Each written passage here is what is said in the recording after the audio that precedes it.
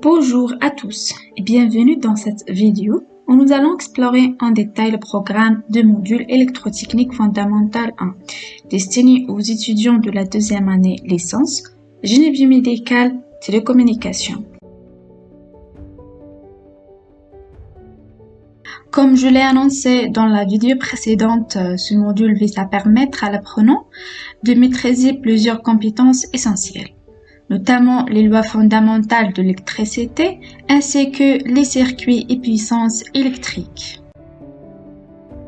En ce qui concerne le premier chapitre, la loi fondamentale de l'électricité est consacrée à la définition des dipôles électriques ou bien les composants électriques, ainsi qu'à l'étude des circuits dans le régime continu et variable. Dans la partie circuits et puissance électrique, nous nous attacherons à l'étude de l'énergie électrique sous forme de tension et courant alternatif monophasé ou triphasé. Nous mettrons en évidence les lois générales reliant les diverses grandeurs, puissance, intensité, tension et les impidances. Explorons ensemble les éléments clés de ce chapitre pour renforcer notre maîtrise de module électrotechnique fondamental. Commençons par les bases essentielles de l'électricité en examinant le composant clé qui constitue un circuit électrique. Un circuit électrique comme celui illustré ici repose sur trois éléments essentiels qui interagissent pour permettre le fonctionnement de l'ensemble. Générateur, il s'agit de la source d'énergie de circuit. Récepteur, c'est l'élément qui convertit l'énergie électrique en une autre forme d'énergie. Le fil de liaison joue un rôle crucial en transportant l'énergie du générateur au récepteur, complétant ainsi le circuit. Passons maintenant à la distinction entre les deux types principaux de régime de générateur que l'on rencontre en électricité.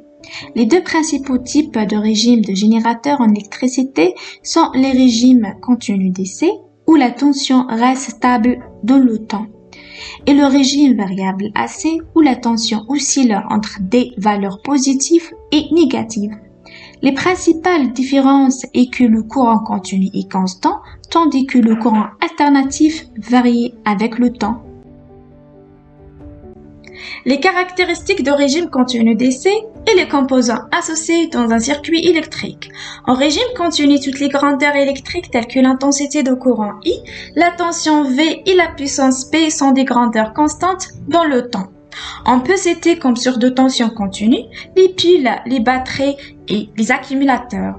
Dans un circuit électrique alimenté par un signal électrique continu, les bobines ou bien les inductances représentent des courts-circuits. Le condensateur ou bien les capacités se comportent comme des circuits ouverts et en continu, les résistances sont donc les seuls récepteurs linéaires. Le régime variable et les caractéristiques d'un signal sinusoïdal en courant alternatif. La tension alternative est produite par des machines tournantes, appelées alternateurs. Ces machines convertissent l'énergie mécanique sous provenant de turbines en régime électrique sous forme de courant alternatif.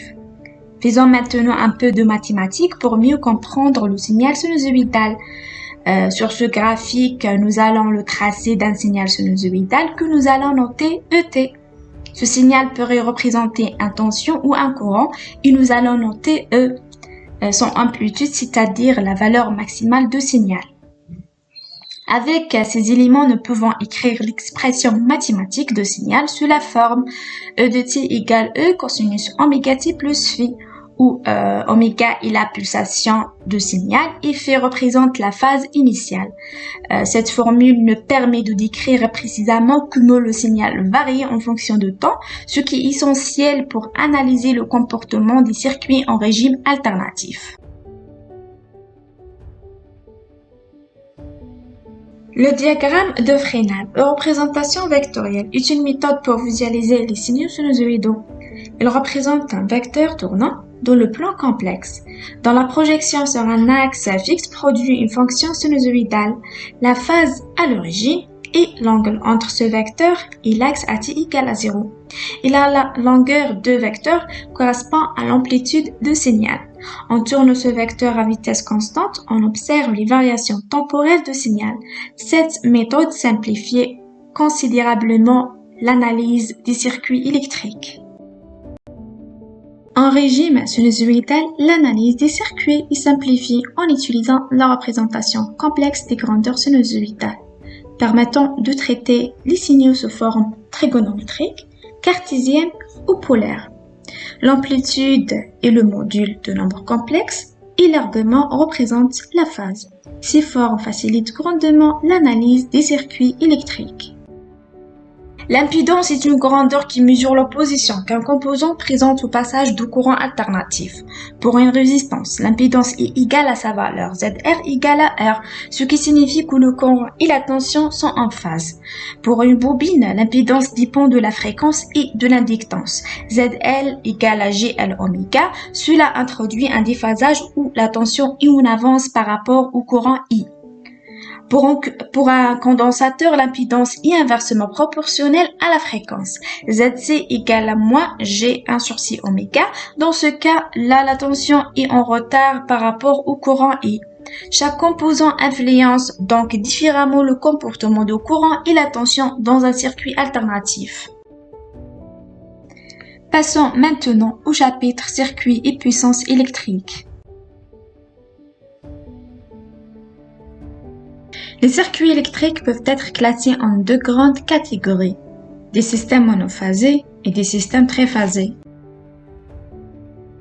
On va commencer par les systèmes monophasés. L'électricité est produite à haute tension dans les centrales électriques et distribuée en système triphasé pour optimiser le transport.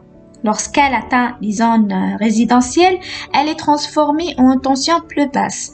Pour la consommation domestique, l'énergie est convertie en un système monophasé, utilisant une seule phase et un autre pour alimenter les circuits électriques et les appareils ménagers. Les récepteurs monophasés peuvent être de nature résistive comme les lampes, les fours électriques, les radiateurs, inductifs comme les pompes et les moteurs et capacitifs comme les condensateurs. Dans l'industrie, le réseau triphasé est préféré au réseau monophasé, car il permet de tripler la puissance disponible. Il se compose de 3 courants alternatifs sinusoïdaux de même fréquence et amplitude déphasée de 120 degrés entre eux. Ce réseau est généré par une machine synchrone triphasée avec un rotor et 3 bobinages fixés. Cette configuration assure une alimentation stable et efficace pour les applications industrielles. Les tensions simples V1, V2 et V3 dans un système triphasé mesurées entre chaque phase et le neutre. Les tensions sont déphasées de 220 degrés l'une par rapport à l'autre, comme illustré par la représentation de Fresnel et les équations temporelles. La somme vectorielle des tensions est nulle dans un système équilibré, ce qui est essentiel pour la stabilité du système triphasé. Les tensions composées U12, E23 et E31 sont effectivement les différences de potentiel entre deux phases dans un système triphasé. Elles sont appelées tensions entre phases et sont déphasées de 30 degrés par rapport aux tensions simples correspondantes. Cela est illustré par les relations vectorielles entre les tensions, qui montrent comment chaque tension composée est obtenue par la différence vectorielle entre deux tensions simples.